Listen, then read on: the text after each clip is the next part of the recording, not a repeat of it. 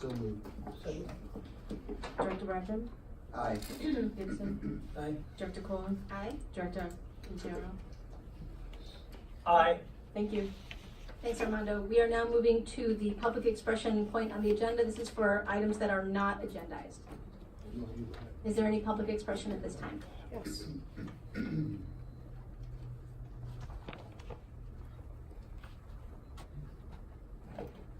Amy Willard, from the Coalition of Sensible Taxpayers. Number one, and once again, videoing this meeting because the Marin Municipal Water District has so far not complied with what's a standard practice in Marin of agencies of similar size, which is to video and post publicly all of your board meetings.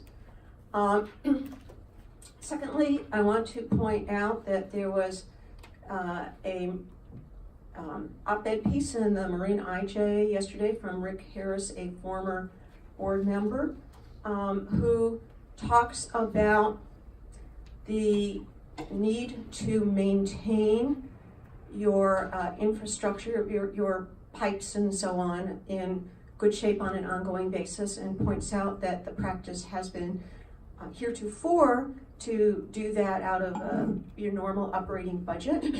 And it also has become increasingly clear as one kind of drills down through the numbers that over the last 10 years you've spent roughly $200 million on a CIP plan, and that the proposal, the draft proposal for the next 10 years is a similar $200 million. So the question becomes whether all of that should be funded essentially from the usual pool of resources, which is to say water rates, as opposed to a capital maintenance fee that potentially goes onto the tax bill and certainly is not tied to usage, but it will be strictly a function of meter size. So nothing's really changed except the funding mechanism here. Thirdly, we don't have clerk of the board here. I have for you from our attorney a notice of objection to the proposed new and increased water charges, which outlines a series of issues.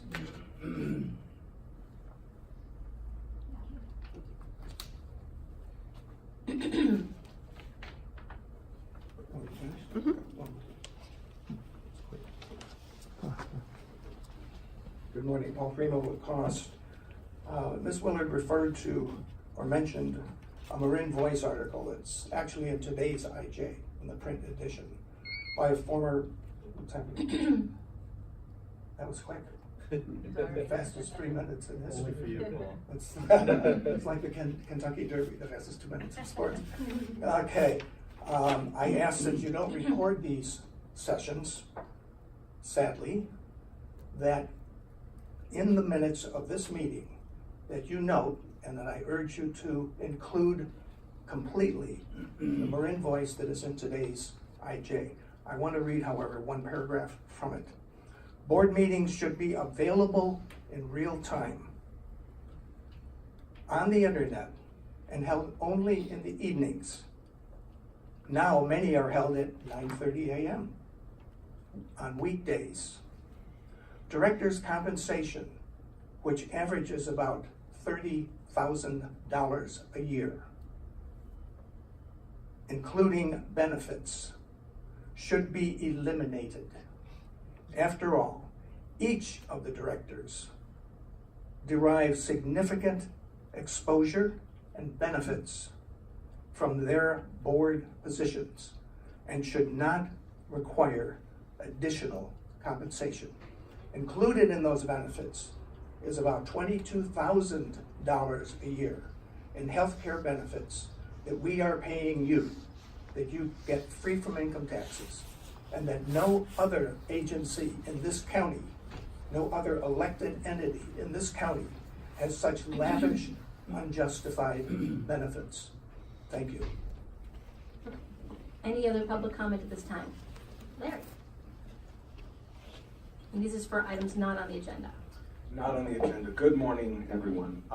In regard to this morning's Marin voice that was mentioned by Richard Harris, I immediately went back to Richard and reminded him when he was president in 1994, that's when rates were frozen for 5 years. And here's a guy pointing fingers when he should be pointing the finger at himself, and I made it very clear. And I suggest strongly that you read my remarks, because my remarks go back to 1994 and 1998, and I precisely called out what's happening today in those remarks. I also have 2 pictures up there of the Mill Valley board meeting and the San Rafael board meeting, where between 10 and 15 people showed up at each.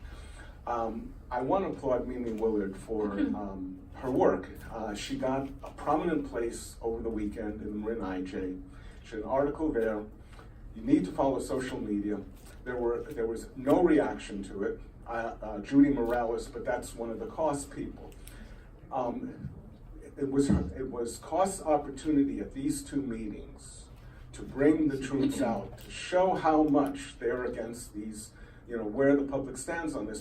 No one showed up, okay? And I had said to this board, this is what was gonna happen, okay? No one is responding to Mimi Willard's pieces. This is a fringe group, okay? They're causing a lot of problems, all right? They're causing a lot of headaches, and they are standing in the way of what's in the best interest of the community, which is to get this infrastructure measure passed. And I've said this before, and I want to say that on the 28th, I believe what the board's job is to do is to look at how many letters were received. You're tallying a vote, in other words. It's just like any other voting day. Okay, the measure's out there. The public has had an opportunity to decide on it.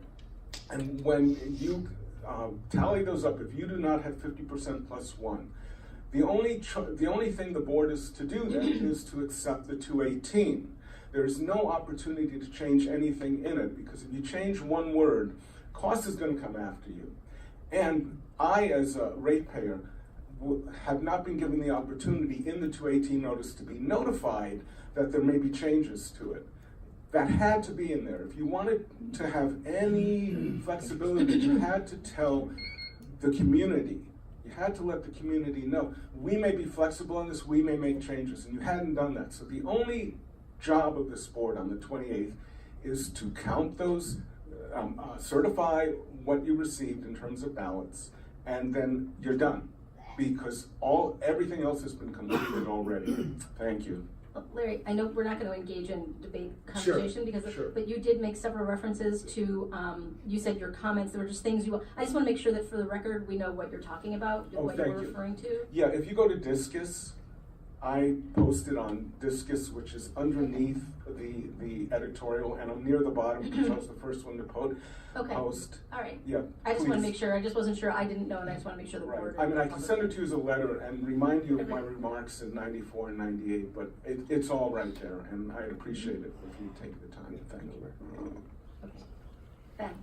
Ben. I just want a clarification on a couple items. One, it has never been the district's practice to fund capital improvements, pipes, tanks, pumps, from our operating budget. For the last 20 years, we've been funding it with debt, and now this is a transition to fund with cash.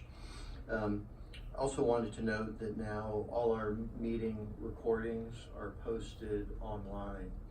And lastly, just to share with the board, I did have the opportunity to provide context, and I shared with Paul Primo, who just spoke, that the benefits that are provided to this board are very common practice in the water industries throughout California.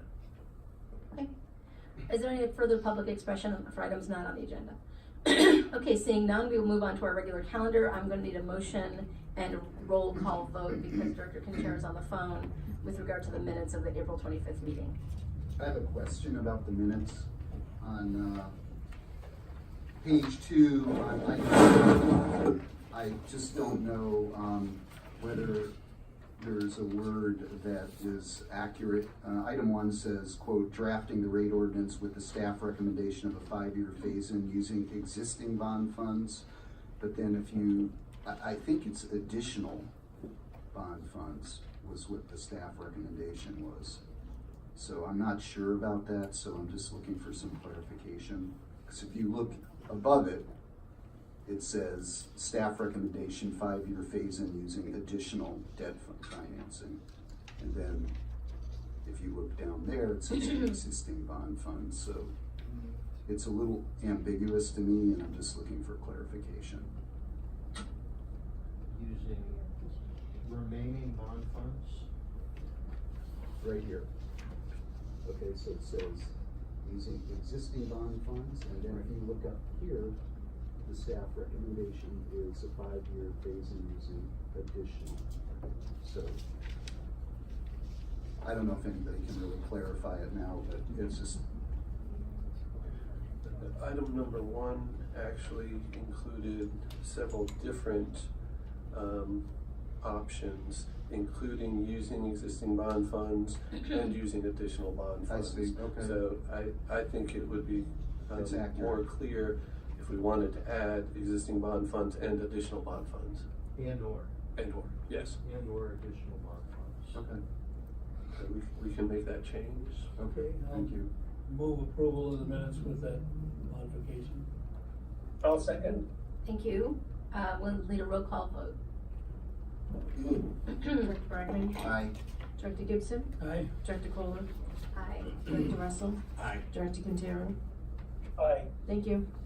Okay, that moves us to item 2, the monthly financial update. Charlie? Good morning. Good morning.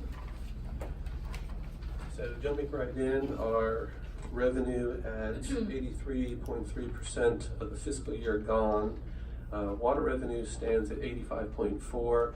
However, when looking at the trend for the last 3 months, billed versus last year's billed, we're down a -13%, -11, -11, which is what we talked about, the normal fluctuations of, we had good sales through the summer months leading into the fall. Now a lot of rain is starting to catch up, and so we're watching that to see how we think we'll end the year. Total operating revenue stands at $66.7 million. Fire flow fee is about where we would expect it this year. Capital revenue, due to some grants that were anticipated 2.5 years ago when the budget was first created, and also some connection fees, is showing lower because of those two effects. How can the fire flow fee be less than 4.5 million? We don't receive it all. It was at one time, received it several times from the county. There's a December payment, I think we get it in April, and then there's a true up over the summer. And so we should come close to They float on our interest. Yeah, so by the end of the year, it'll be the same, It should be, right? yes. Okay. We might get just, a hair below the 4.5. Under expenditures, we're trying to manage costs as well as possible. Under personnel services, we're at $38.8 million. Debt services is tracking along. We'll make another payment, I think, before the end of June. Under operating expenditures, we are seeing things like the rain causes lower electric power costs. Some years it's higher, some years it's lower. This is a lower year. Fire flow projects are tracking along. And then the district projects down at the bottom shows the reprioritization that we underwent between budget and what we're actually doing. Can you describe that a little bit, Charlie? Yes. Starting back in February of 2018, the board and staff met about reprioritizing the district projects that were budgeted. We had budgeted roughly about $34 to $36 million in capital projects. That was brought down to what the historical norm has been, about $20 million a year.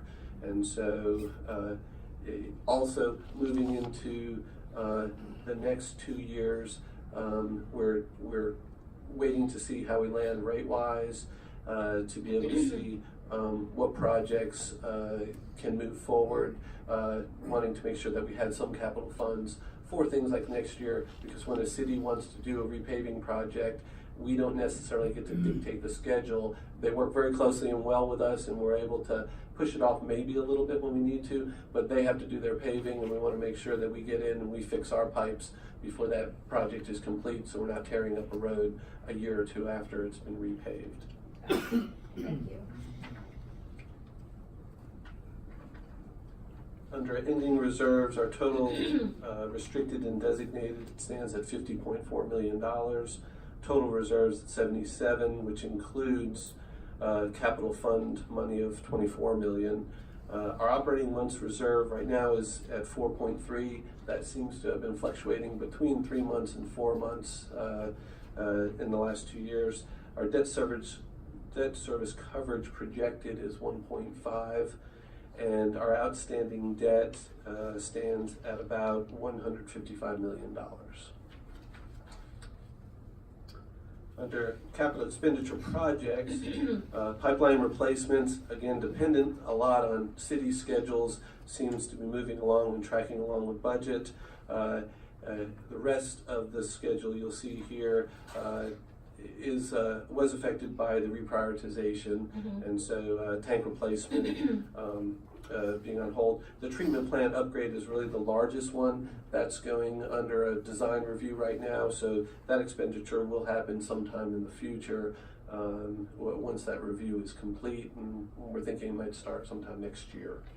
Okay, The review is underway. The project may start sometime next year. got it. And that wraps up our review for this month. Okay, board comments and questions, let's start there. Charlie, on page 2, budget to actual, as of April 30th, the year-to-date net increase in the operating fund was $5,426,000. That's in the second paragraph, single line. Page 2 of the packet.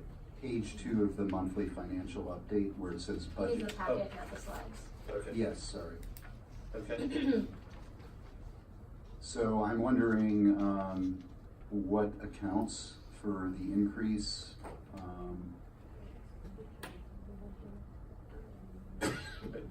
Currently, our expenditures are lower than were budgeted, and so that largely makes up the number you're seeing.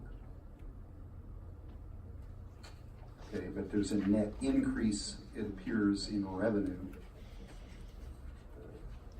So maybe it's just the semantics, but is there an increase in revenue, or is this just an increase in the balance in the account, in the fund? Well, this is tracking through the year right now, so it's as of April 30th, and so if you look at our total revenue and our total expenditures, it's showing $5 million net operating increase. That will fluctuate until we end the year, and so we don't know exactly where that will land. If you look at something like, say, electrical power, we're $1.2 million lower than budgeted currently, and so depending on how much electricity we use for the rest of the year, that could come in $1 million lower. So there will be fluctuations between actual to budget, and then when we do the wrap up of the final numbers at the end of the fiscal year, and once the auditors have made any adjustments, if they have any, then we come back to the board and we talk to you about what the result was.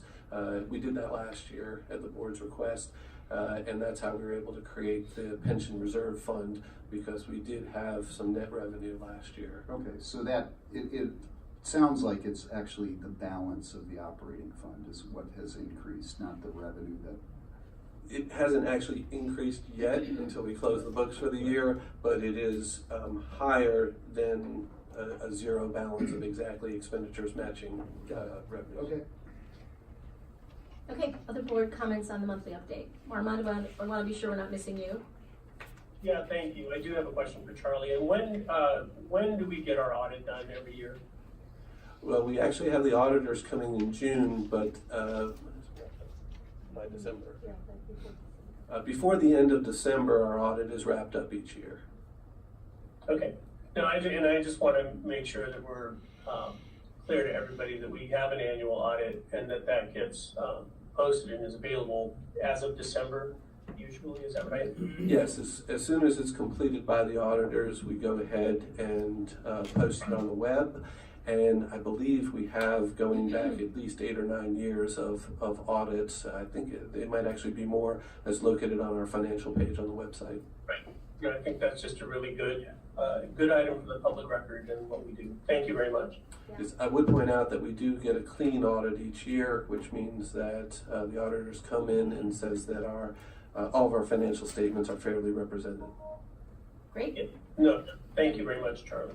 And those audits are all done in accordance with GASB rules, so they're standards. It's not just the auditors coming in and.